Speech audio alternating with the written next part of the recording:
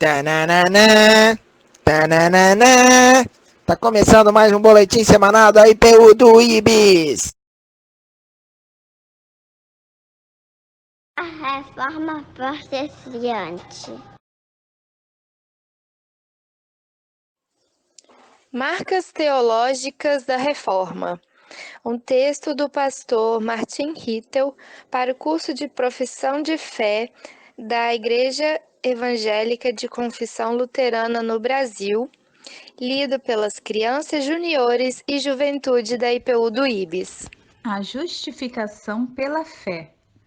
Em uma sociedade onde as pessoas são avaliadas a partir daquilo que possuem ou produzem, aqueles que não produzem nada que possa ser comercializado, como crianças, doentes e velhos, são marginalizados.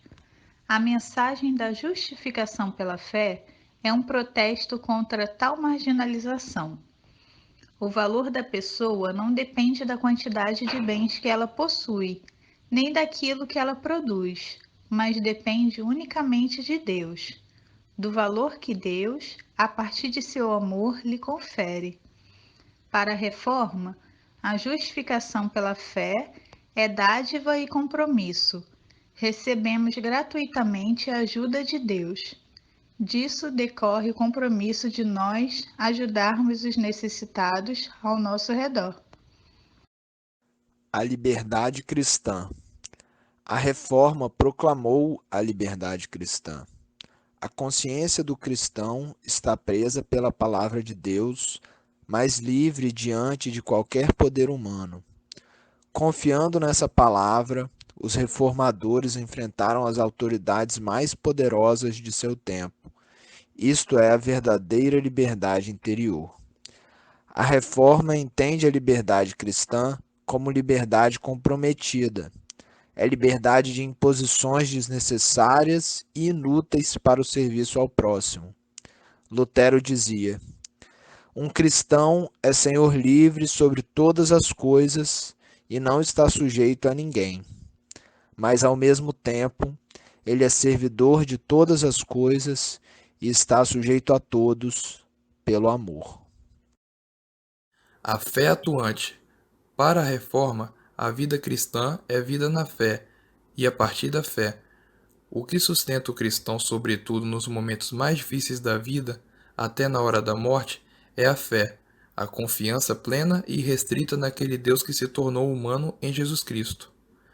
A Reforma proclamou a tese de que não podemos fazer nada para produzirmos a salvação. Por isso, muitas vezes pensa-se que os protestantes dispensam a necessidade de praticar boas ações. Isso é um mal-entendido. A Reforma não sugere a passividade. Não entende a fé como vazia e ociosa. A fé é sempre atuante. Como Deus, palavra de Deus e fé não podem ser separados, também não podem sê-lo, crer e agir. Coragem evangélica. A reforma protestante foi promovida por pessoas motivadas e encorajadas pelo Evangelho. Essa coragem inspirada no Evangelho se tornou uma marca da reforma. Os reformadores não se deixaram intimidar pelo fracasso de outros movimentos da Idade Média que, apesar de tentar reformar a Igreja, acabaram eliminados a ferro e fogo. Eles não desanimaram diante das muitas tentativas da Contra-Reforma, mas tiveram a coragem de fazer suas propostas e de apresentar suas exigências também em circunstâncias desfavoráveis. Tiveram a coragem de ficar firmes em momentos decisivos, mesmo quando correram grandes riscos. Tiveram a coragem de protestar quando se tentava restringir a liberdade já conquistada. Renovação constante da Igreja. A Reforma teve a coragem de clamou a verdade de mudar a Igreja. Entendeu-a como o povo de Deus a caminho de meta estabelecida por Deus, ou seja, os novos seus céus e a nova terra prometida na Bíblia. A igreja precisa constantemente de renovação através e a partir da palavra de Deus. Isso inclui a liberdade crítica frente à tradição.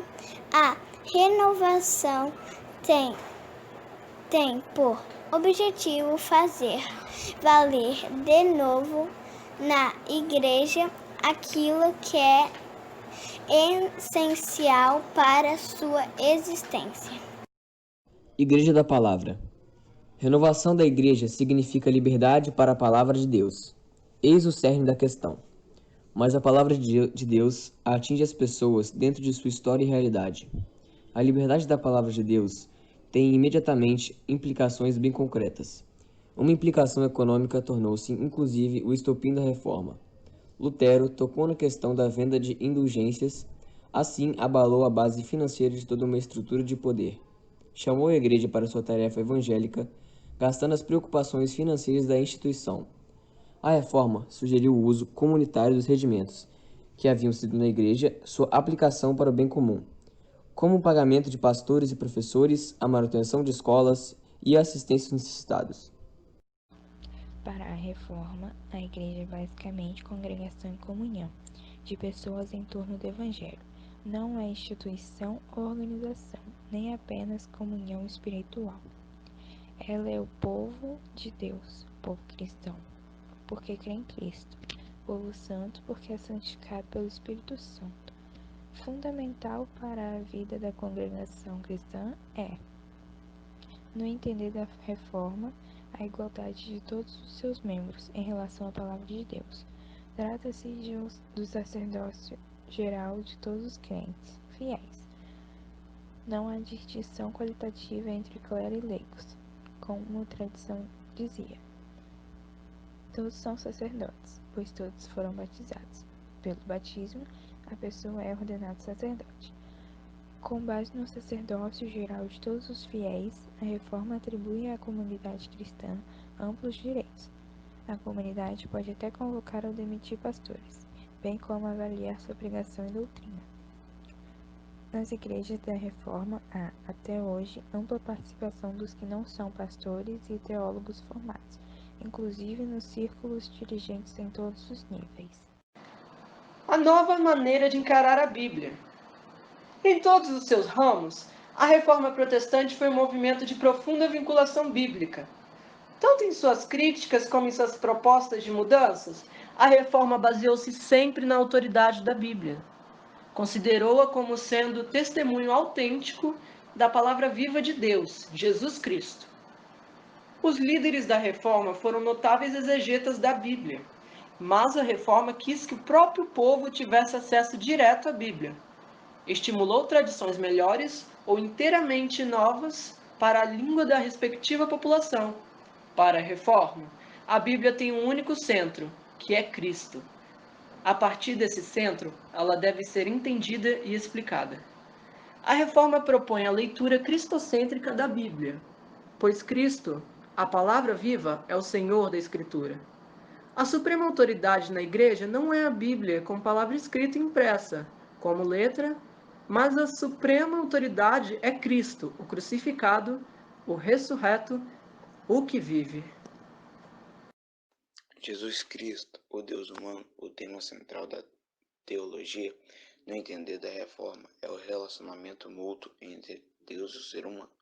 Deus manifestou em Jesus de Nazaré e o ser humano salvo unicamente por causa de Cristo. Cristo personifica a graça de Deus. Nele, Deus nos abre seu coração, revela-nos sua intenção conosco, mostra-nos a plenitude de seu amor. A fé que salva não é mero conhecimento de doutrina sobre Cristo. Fé significa perceber e apropriar-se do que significa, fez e faz por nós. Cristo é o Deus por nós, que quer entrar no todo da nossa existência. Espiritualidade. A teologia da Reforma Protestante está inseparavelmente ligada a duas manifestações básicas de espiritualidade, a saber, oração e meditação. Nos catequismos de Lutero, a oração é um dos 3 elementos principais da vida cristã. Ao lado do crer e do agir, não pode haver vida cristã sem oração. Orar quer dizer agradecer, pedir e louvar a Deus. Quem ora, entrega-se inteiramente nas mãos de Deus, ganha forças para resistir ao poder destrutivo do mal. A oração sincera de maneira alguma por tornar-se rotineira é um compromisso com Deus, a verdade e o bem, sobretudo o bem do próximo, pelo qual se intercede. Também a meditação é tão indispensável na vida cristã como o pão de cada dia. A Reforma insistente em que sempre se medita a fé para que se possa vivê-la. A Reforma entende que toda a teologia nasce, em última análise, da Palavra de Deus. Antes de se poder fazer teologia, pois é necessário ouvir esta palavra e deixá-la falar.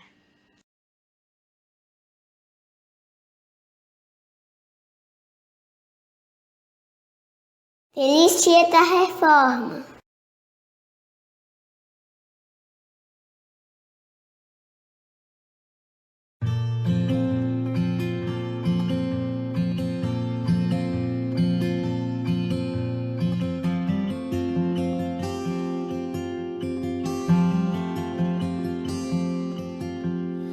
Cedo me acordo a oração, é o coração que tá apertado para ver um mundo diferente da notícia repetida da televisão.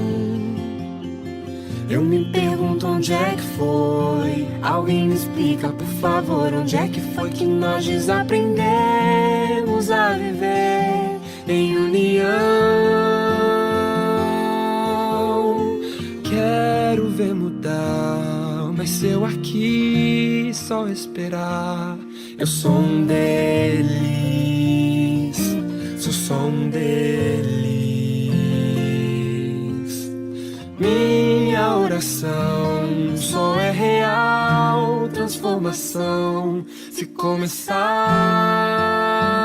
em mim. Haja mais amor a começar em mim, amor que eu tanto quero ver a começar em mim, a começar em mim. Quem me perceber, que antes possa me reconhecer, me descrever em teu amor.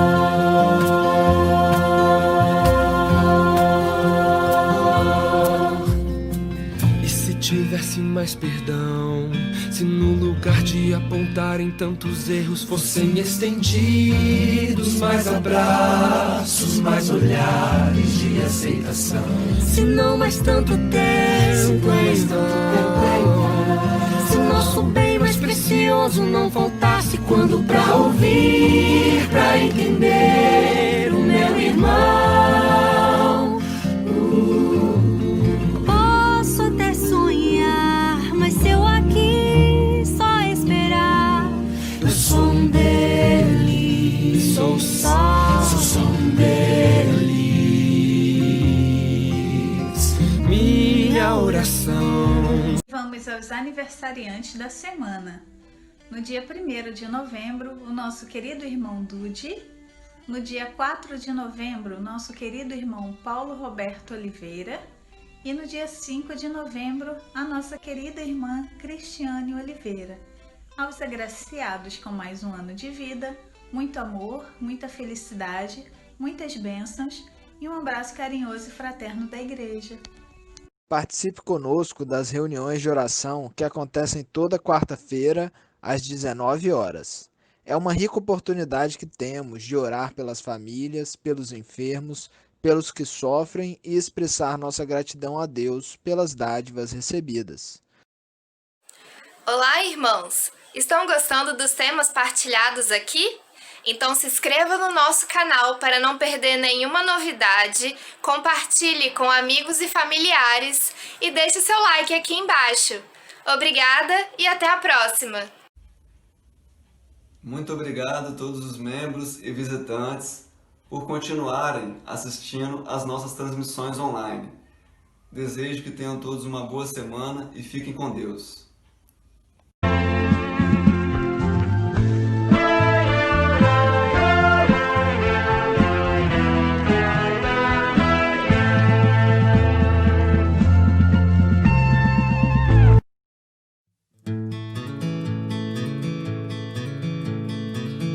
Castelo forte é o nosso Deus,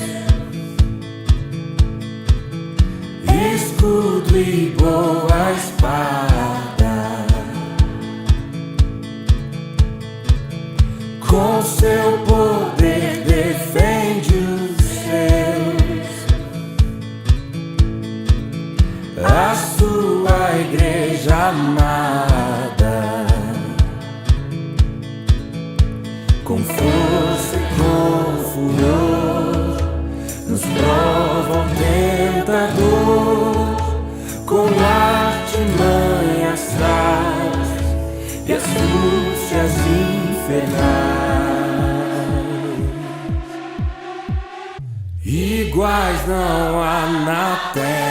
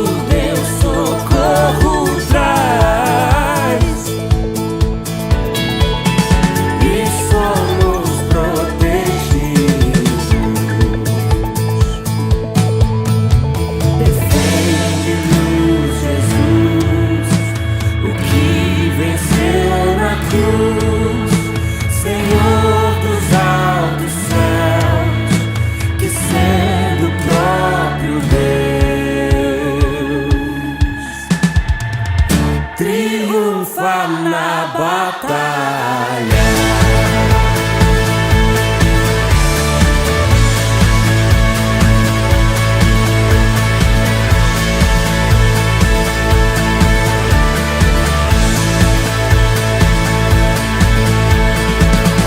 Sim, que a palavra ficará.